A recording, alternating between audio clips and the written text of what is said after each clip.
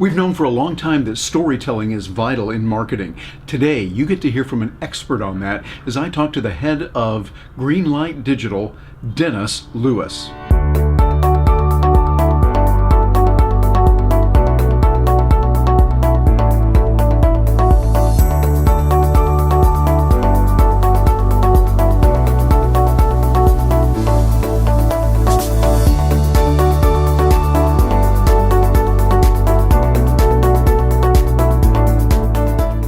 When you're in marketing, you want to get through to people, and the best way to do that, we know, is with storytelling. Storytelling opens up the minds because it's really tapping into the emotion. And the person I've got sitting next to me right here really knows about that. His name is Dennis Lewis, and he works with Greenlight Digital. Dennis, good to have you here. Hey, Terry, thanks for having me. This is going to be so much fun. I'm really looking forward to it. Me too, because I've been reading your stuff. And by the way, those of you watching this, you need to get over and see his stuff. Dennis, real quick, how do they get in touch with you? I want to do this at the beginning. Usually I do it at the end, but so they'll be able to get it right away. Okay, so just go to greenlight.digital.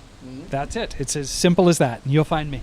I thought that was kind of cool because when I looked at it the first time, I thought greenlightdigital.com or something. I go, no, Terry, it's greenlight.digital. That's the domain you have. That's the domain. It's actually not all as cool as it sounds. It creates some problems every now and then because people don't get it, but it's greenlight.digital. That's what it is. That's where I'm at. Excellent. That's good. Well, now, you've been working with stories a lot, and I've seen your material. It really is fabulous. You get through, and I love the way you send out your emails, just as one example. Tell us why stories are so important in the digital area, in marketing, to reach people.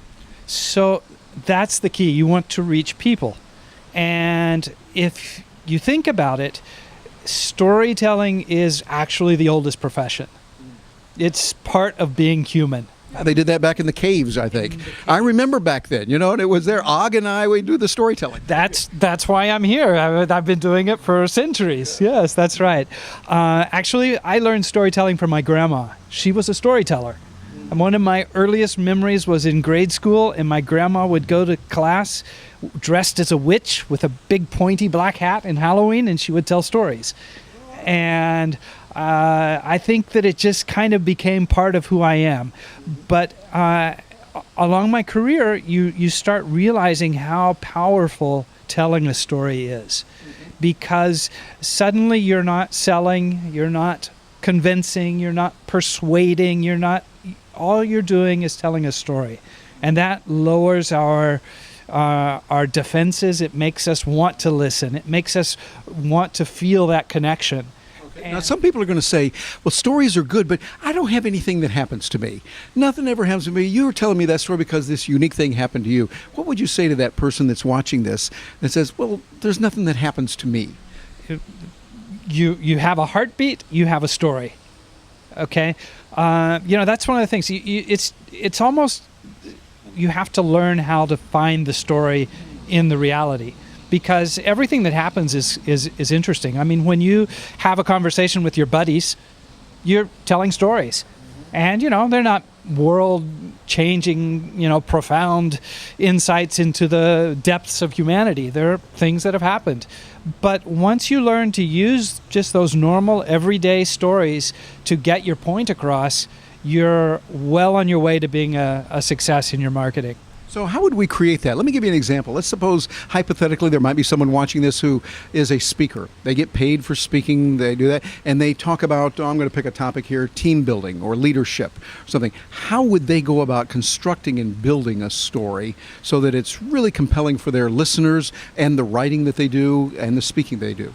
So, I'm not going to be the one that invents this. Storytelling is, it's all around us. It's in the movies, it's in literature, it's everywhere. And stories are they follow a pattern. They're once you actually roll up your sleeves and you start studying storytelling a bit, it's a journey. And usually the most powerful one is called the hero's journey. Yeah. Because it is the path that happened in the Greek tragedies. It's happened from all through, Shakespeare. It's a pattern that repeats itself. Yeah, we've seen Joseph Campbell talking about that. That's exactly where he wrote this theory about the hero's journey.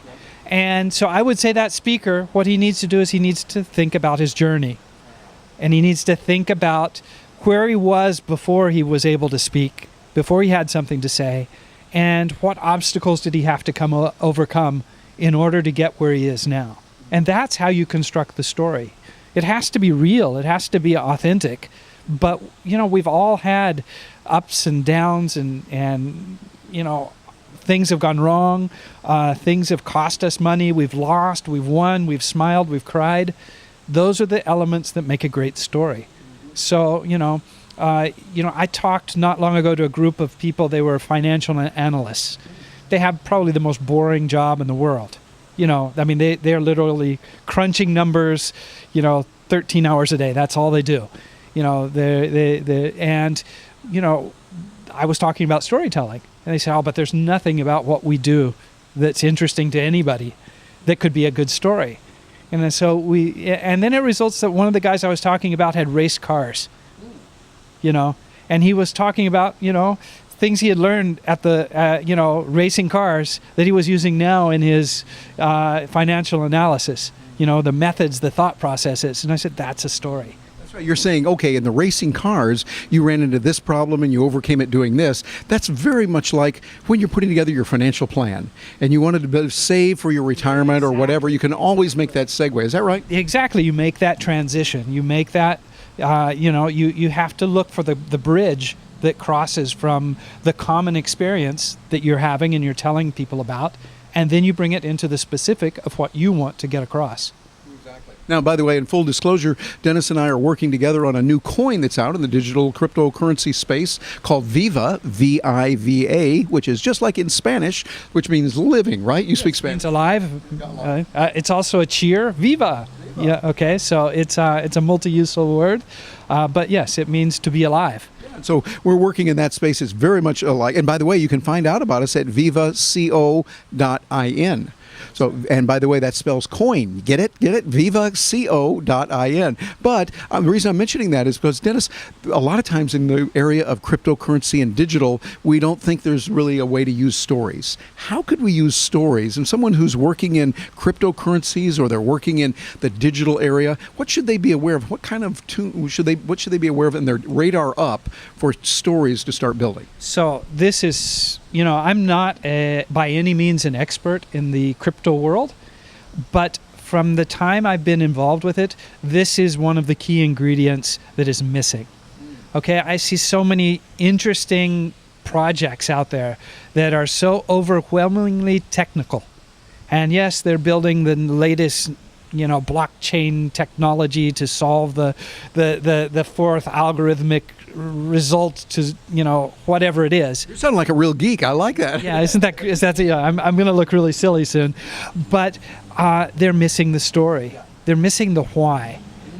They're missing the how does this help people? How does this relate to human beings? So I'll give you an example. Okay. I saw the other day a cool project. I'm not involved with them at all. It's called Mysterium. They had an awesome name. Okay, it's a crypto coin I think that's coming out soon. I have know nothing about them.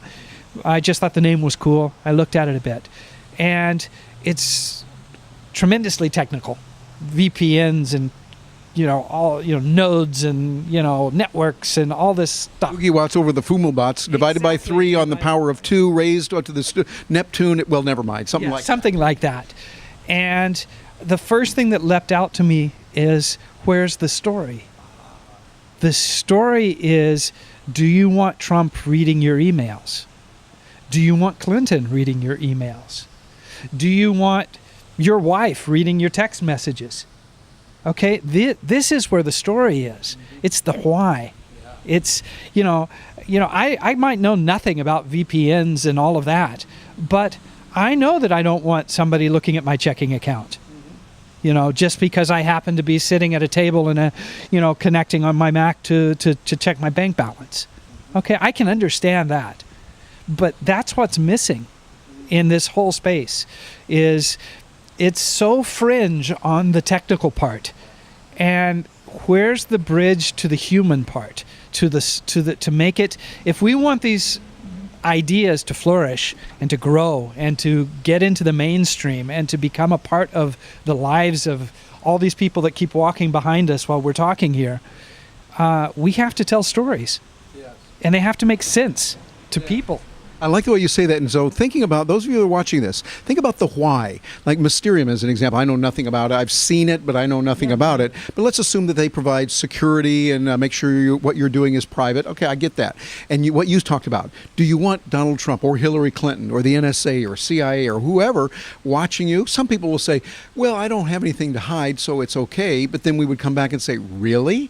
You don't have anything to hide? Well, then give me your bank account number and your password. And you have nothing to hide. Go ahead and give that to me. Give it to me. I'm a nice guy. I'm honest. You know? Yeah, exactly. So we think, wait a minute, we all have something that we want, many things we want to hide. That's part of privacy. That's a part of living life. So what you're looking at is, again, the why. What you said, Dennis, I think is right on target. Why would I want this? And now start building stories around that. Would that be the way to get started? To do it. And that's the way you communicate to a broader audience. You know, when we started out to launch Viva, the Viva Crowns, we knew it was complicated. We knew it was a huge jump beyond what most people were talking about. Mm-hmm. And the only way we could approach it was through telling stories, was through trying to make each piece of the puzzle have a purpose. And, you know, maybe we did it well, maybe we didn't. We're happy with how the results have been so far. But that's my, you know, that's my goal, is to open it up to a broad audience of people that can say, okay, I don't know what a cryptocurrency is, but I want a Viva Crown. Because I want to finance my, you know, new fashion business that I'm going to launch. Or I want to be able to give an awards right to my cousin who, you know, works 25 hours a day, you know, helping puppies. Yep. You know. Exactly. It makes a lot of sense. Well, Dennis, this is excellent material. Storytelling and the importance of it. Make a note of that. Think about ways that you can do it. Ask yourself why. Why would people use your product or your service over the other few folks that are out there, and do that? And Dennis can help you as well. I know he does a lot of consulting and coaching on this. And by the way, sign up for his newsletter. He didn't want me to say that, but I'm going to go ahead and do it anyway. This is a great newsletter. It's very short, succinct, and it comes across in a unique way. Sign up for it and you'll notice what I'm talking about.